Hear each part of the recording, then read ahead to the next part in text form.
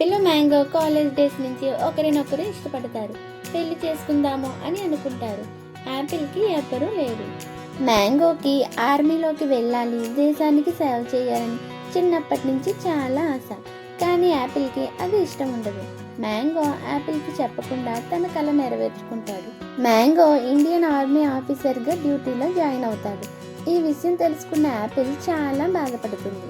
మ్యాంగోకి కాశ్మీర్ బార్డర్లో డ్యూటీ వేస్తారు. ఇండియాకి పాకిస్తాన్కి వార్ జరిగే టైం అది. యాపిల్ చాలా భయపడిపోతుంది. మ్యాంగోని నువ్వు వెళ్ళొద్దు, నాకెందుకో చాలా భయంగా ఉంది అని అంటుంది. కానీ మ్యాంగో వినిపించుకోదు. మ్యాంగో యాపిల్తో నువ్వేం భయపడకు, నేను క్షేమంగానే తిరిగి వస్తా అని చెప్పి మ్యాంగో వెళ్ళిపోతుంది. యుద్ధం మొదలైంది. ఇండియన్ ఆర్మీ పాకిస్తాన్ని కాశ్మీర్ నుంచి తరిమి కొట్టింది. యుద్ధం జరిగే సమయంలో పాకిస్తాన్కి చెందిన ఒక చిన్న పాప మంటల్లో ఇరుక్కుపోవడం మ్యాంగో గమనించాడు. మంటల్లో చిక్కుకున్న పాపని మ్యాంగో కాపాడాడు. అదే సమయంలో పాకిస్తాన్ మ్యాంగో పైన దాడి చేసింది. ఆ దాడిలో మ్యాంగో అక్కడికక్కడే చనిపోతాడు.